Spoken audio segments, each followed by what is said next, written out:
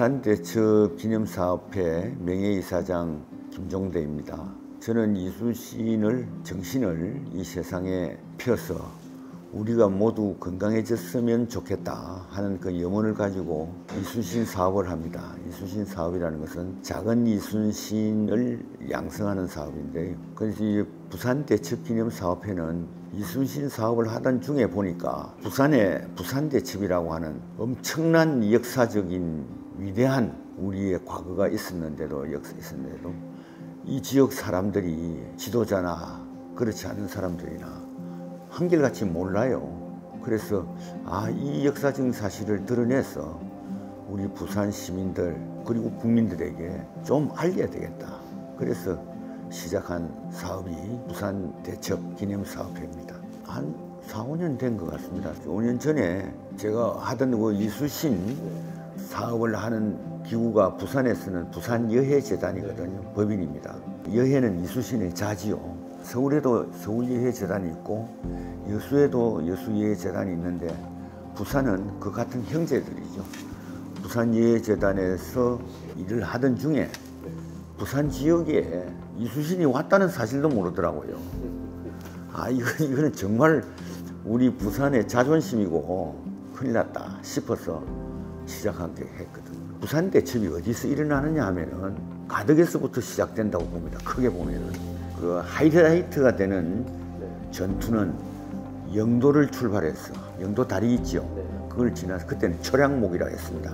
그걸 지나면서부터 지금 북항 중앙동 쪽 북항에서부터 우암동의 북항에 이를 때까지 그 북항 일대에 걸쳐서 외적선인 500여 척이 정박해 있습니다. 외적이 본부가 부산이었거든요.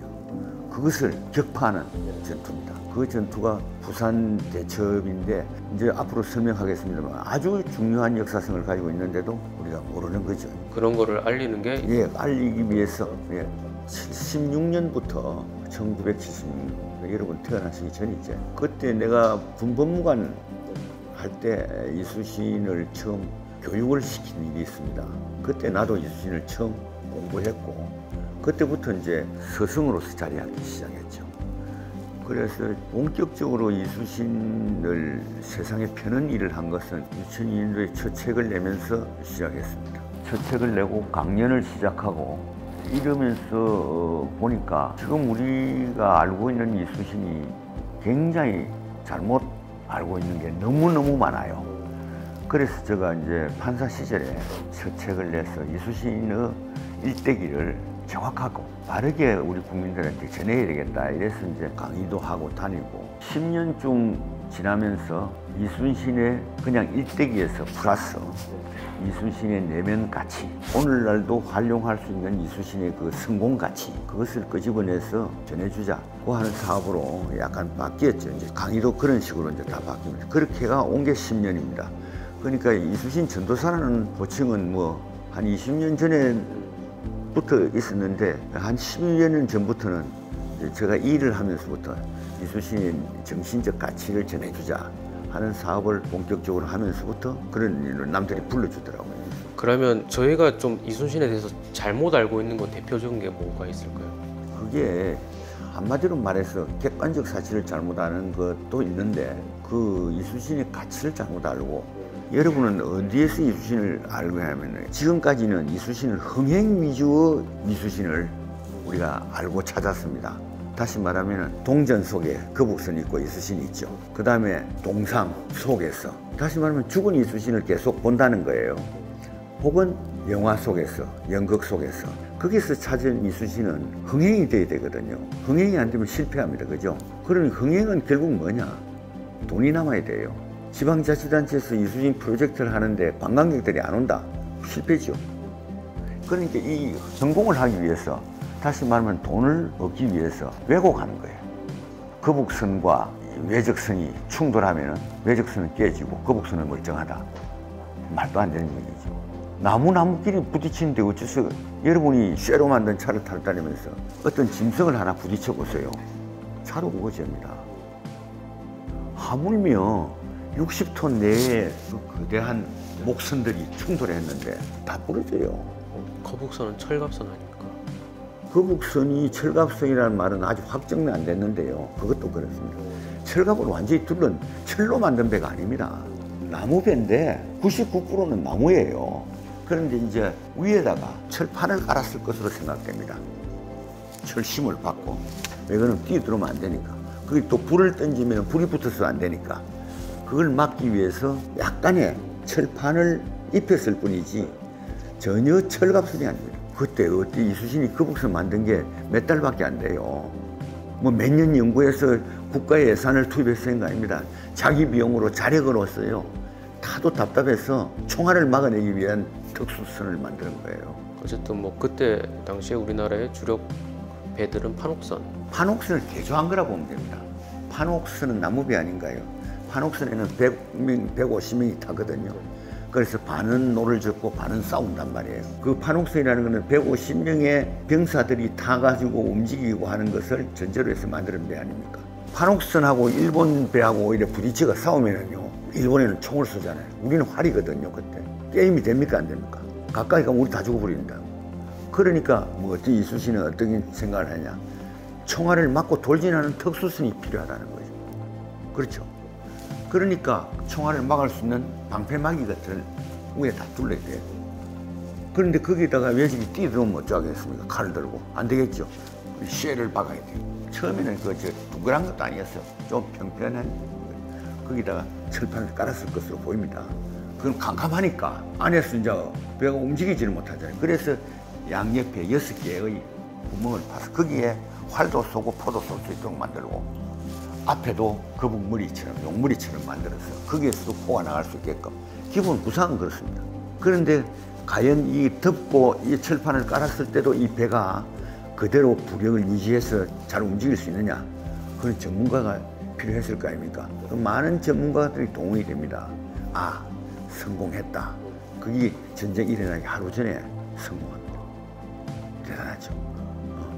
그리고 이런 것을 우리나라 사람들이 옛날에 이수신은 거북선만 가지고 전투를 한 줄 알았는데 거북선은 아마도 내가 생각해 두 척밖에 없었어. 이수신이 그걸 만들 힘도 없었고 여러 척을. 그 다음에 두 척은 꼭 필요한 게 돌격선을 쓸 때 두 척은 필요하다고 해요. 그래서 두 척을 만들어서 활용을 한다. 거북선이 그렇게 해서 탄생을 하거든요. 아까 말했듯이 우리가 이제가 이수신을 아는 게 이렇게 설명하다 보면은 막 튀어나와요. 그것을 총체적으로 바로 알려드리자. 그래서 이제 부산 예의재단에서 이수신 사업을 하고 있는 거죠. 굉장히 어려운 질문을 하시잖아요. 너무 좋은 질문이다. 나라가 무너질 때 나라를 구했죠. 이거는 뭐 우리가 역사적으로 다 인정할 수밖에 없어요. 국가가 무너지는 위기를 이수신이 구해냈단 말이에요. 이 위기를 구했다는 게 이수신이 다른 말로 하면 성공했다는 겁니다. 위기를 구하면 성공 아닙니까? 국가나 사회나 우리 어느 단체나 위기는 끝없이 다가오죠. 오늘날 요새 우리나라도 국방상으로 국방상, 경제상, 뭐 사회적으로 무수한 위기가 파도처럼 옵니다. 이렇게. 이수신이 맞이한 위기는 국방의 위기죠. 엄청난 위기였을 때 이걸 구해냈는데 이수신이 그때 그 나라를 구한, 위기를 구한 그 정신을 우리가 찾아낼 수 있다면, 그 핵심을 구해낼 수 있다면 사람 사는 이치는 400년 전이나 1000년 전이나 지금이나 근본 같거든요. 우리가 활용할 수 있다는 겁니다. 찾아만 낼 수 있다면. 그렇기 때문에 오늘날 이수신이 필요하다는 거예요. 재판관님이 생각하시는 그 내면 가치는 뭔가요? 그래서 그것을 그런 이제 어떤 사람은 리더십이라고도 하는데 저는 리더십이라는 용어보다는 리더십의 뿌리라는 용어가 적절할 것 같은데 그 리더십의 뿌리를 찾아보자는 거죠. 왜 하면서 다시 물어보는 겁니다.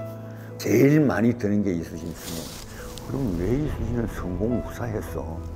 끝까지 왜라는 답을 이제 더 이상 질문을 할 수 없는 궁극적인 뭐가 있을 것이다. 그래서 찾아낸 것이 첫째는 기청적 가치로서 사랑과 정성입니다. 그런데 사랑과 정성을 하면 어떤 경우에도 성공을 하고 위기를 극복할 수 있지만은 이수신은 바른 길이 아니면 성공을 취하지 않았어요.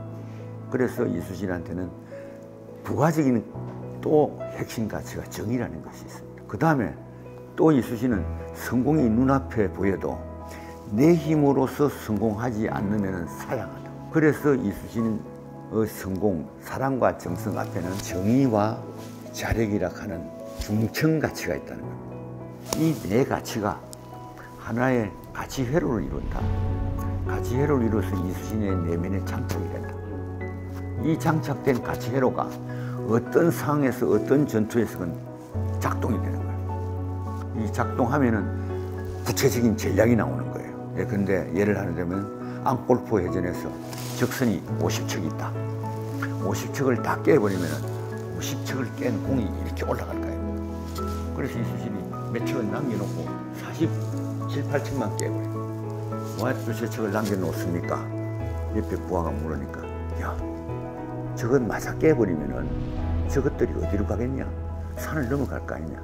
산을 넘어가면 우리 백성이, 이수신의 이 가치회로가 딱 그런 상황에서는 백성에 대한 사랑이 이 가치회로 작동을 시키는 거예요. 그러면 자기 공을 50척을 다 깨는 공을 포기하고 줄이고 그렇게 하는, 이게 이수신의 이 가치의 핵심이다.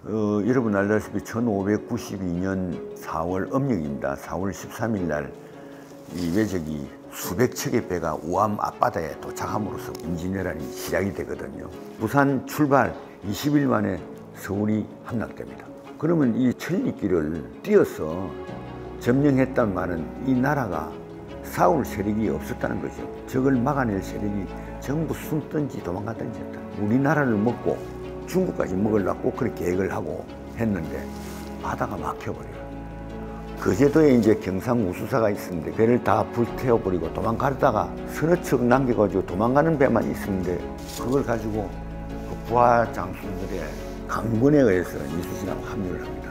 여수에서 전라자수군이 주축이 돼서 여수를 출발해서 이수신이 첫 전투에 나오는 게 우리나라 바다의 첫 전투를 5월 4일 날 여수를 출발합니다. 하루 이틀 걸려서 노를 져서 오니까 그 첫 전투가 옥포해전입니다. 옥포해전 가서 옥포에서 몇 척을 하루 이틀 동안에 적을 치고 그 다음에 다시 여수로 돌아오거든요. 거기서 또 준비를 해가. 그러니까 한 달에 한 항차씩 나갑니다. 한 번 나가면은 적게는 3번, 많게는 4번씩 싸우고 옵니다. 그런데 그 중심되는 전투를 뽑아가지고 그 묶어서 옥포해전이라고 우리가 부릅니다. 그 다음에 5월 29일 날 약 한 달 후지요. 그 나가서는 사천, 당포, 당항포 이렇게 해전을 그러면서 중심되는 게 당포라고 해서 당포해전이라 두 번째 나갔어요. 세 번째는 저 7월 달이겠죠. 음력 7월. 7월 달에 나가서 한산 해전하고 앙골포 해전에 한산 대첩을 딱 하고 나니까 이순신이 자신이 생겼어요.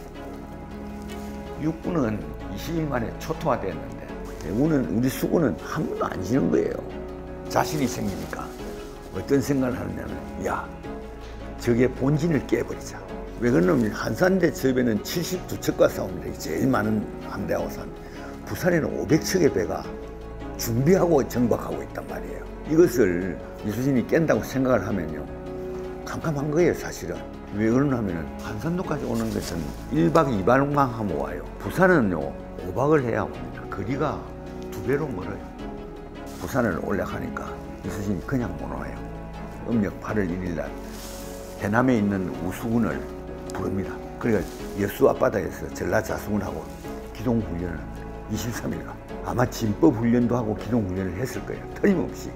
그래가지고 언제 출발하느냐, 23일까지 훈련했죠. 24일 날 새벽에 출발합니다. 28일 날 가덕에 도착합니다. 가덕에 4박 5일 만에. 굉장하죠.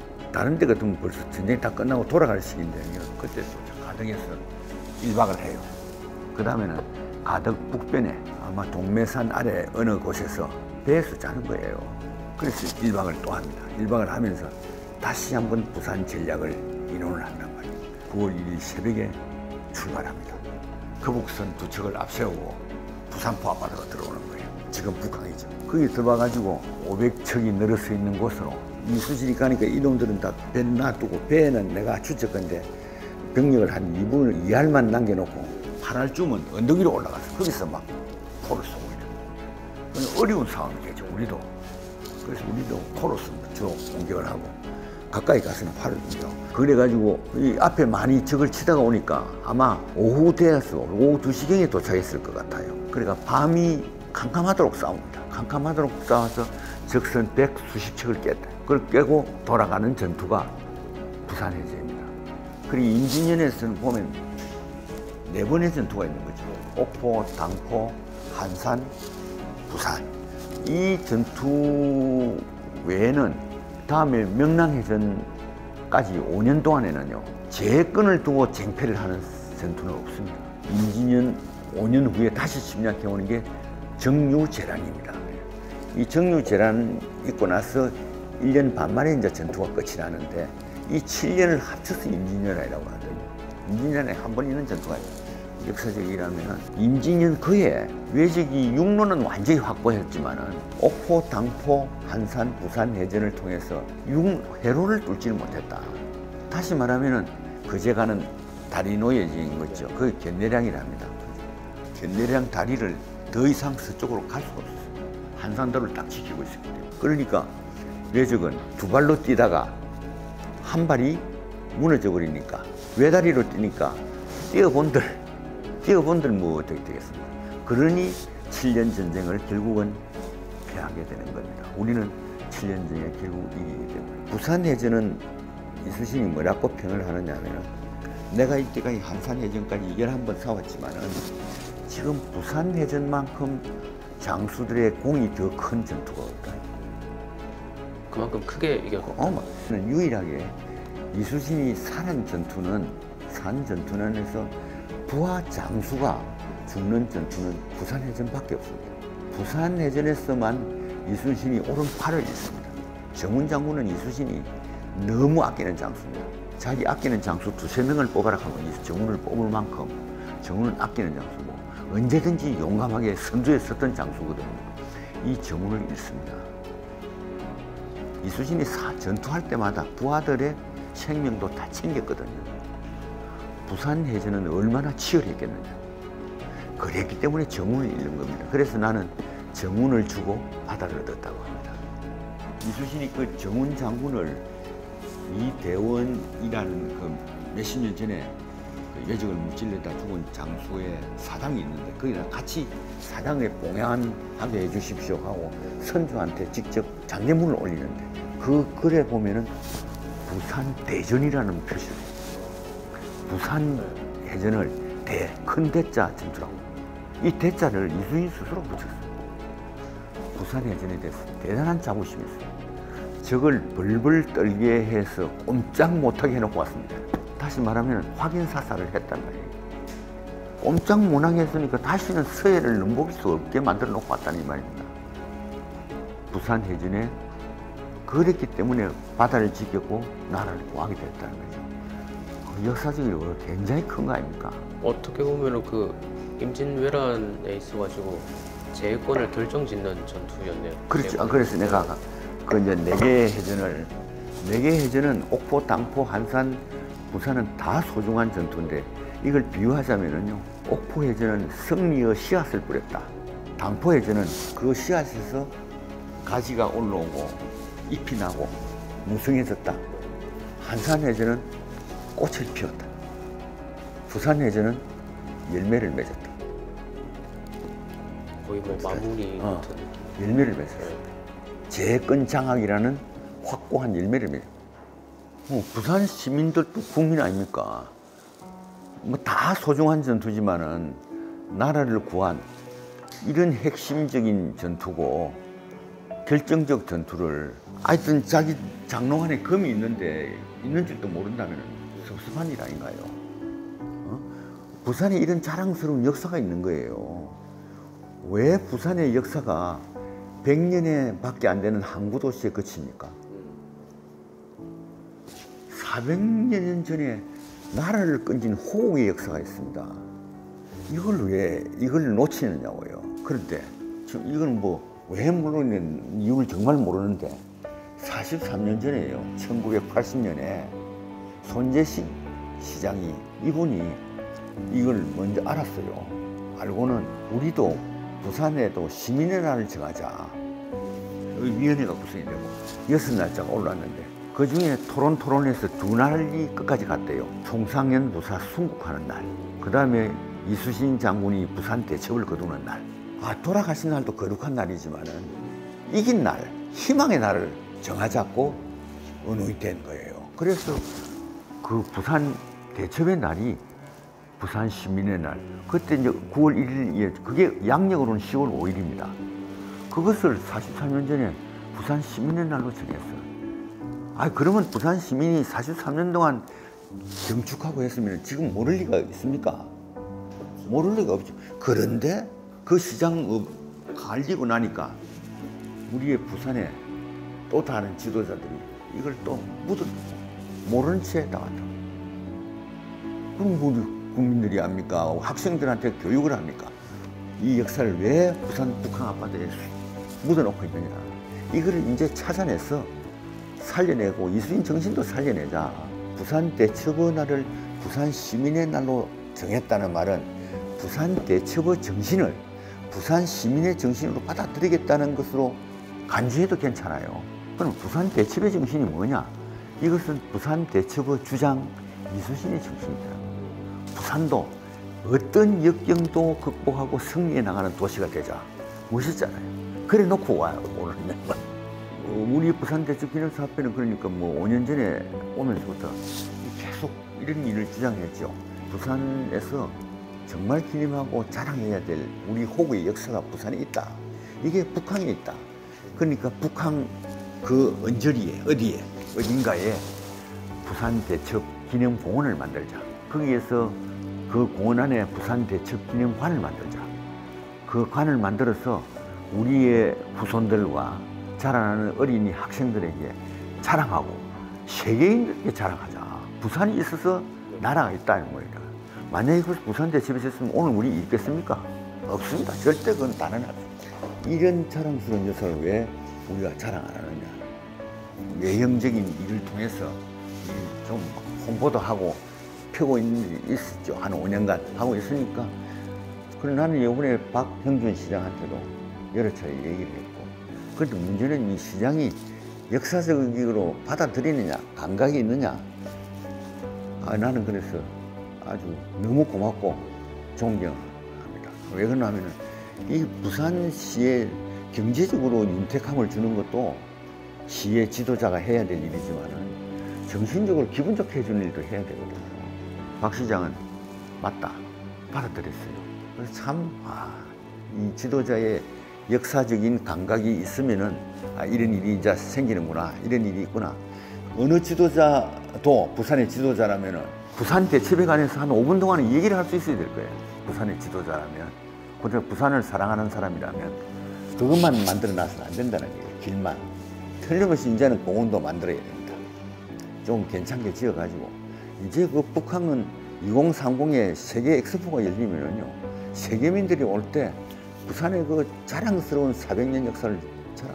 그래서 그 일이 첫 땅크가 깨졌다.